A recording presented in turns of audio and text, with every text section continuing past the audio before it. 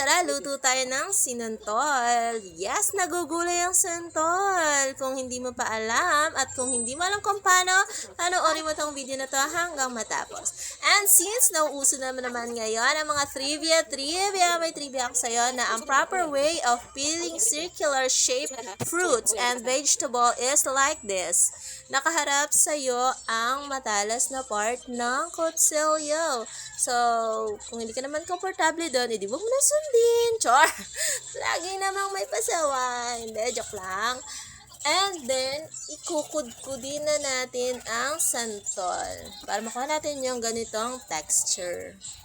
Bakit nga ba hindi ko na lang binlender? Hindi, kasi iba yung magiging texture.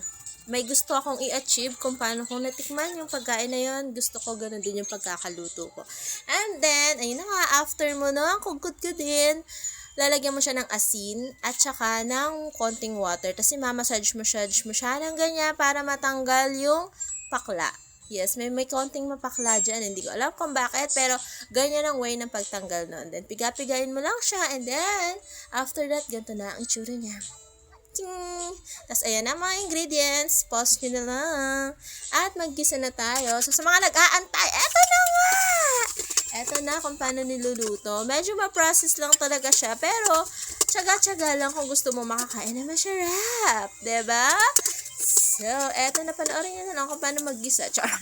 And then, ayan na yung mga ingredients na kita nyo kanina. And then, pag-igisa, usual na paggisa lang. Alam nyo na yan kung paano. Bawang, sibuyas, luya, and then yung taba-taba. Mas masarap dito yung mga taba-taba part lang ng baboy. And then, kung galing kang Bicol or Camarines Norte or kung galing kang Quezon Province, maghanap ka ng dinailan. Ang sarap ng ihalo dito or kahit igisa mo lang gawin mong parang Bicol Express, ganun. Ang sarap. Ang sarap nung ganun, nila. Alam ko particular dish lang siya dun sa Camarines Norte or Quezon Province, somewhere down there, char. And then, tapos, pwede nyo ring haluan ng giniling. Itong giniling galing to sa kapitbahay. Kung saan galing yung santol? Galing nga ka Ate Lorna. Ha, shout out. And shoutout din pala sa mga nag-aabang ng etong post na video na to. So, thank you so much for pushing me for my cooking bag. Thank you sa support. So, ayun na, pag naluto na yung pork tsaka yung giniling, pwede nyo nang i-add dyan yung santol. Okay? Nasalagyan siya ng konting water and then yung ikalawang gata. So, dun sa may gata, gumamit ako ng totoong nyog. Hindi lang yung Coco Mama kasi kulang yon. Mas maraming gata, mas masarap tong sinantol. Tapos, ayan lang, halu-haluin nyo lang siya from time to time kasi dumidikit siya sa kaldero. Para siyang para kang nagluto ng ubi halaya, gunner. And then, maproseso talaga siya, pero at the end naman, pwede mo siyang i-preserve ng mas matagal. Mas matagal mo siyang niluto, mas matagal din yung preservation niya, yung time, ano ba tawag nun? Time shelf time. Char! Basta mas matagal yung kanyang lifespan. Ganon. Tapos, nilagay ko na rin yung kakanggata na galing dun sa nyog. Tapos, sinalo-halo ko lang, tinakpan ko lang para mas ma-absorb ng santol yung gata. Kasi mas matagal siyang naluluto, mas medyo nalilesen yung kanyang asim.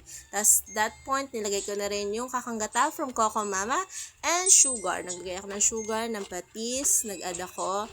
Tapos, hinalo-halo ko lang siya hanggang magmantika siya. Hanggang ma-achieve ko yung parang pagka-shiny and pagka-oily na point.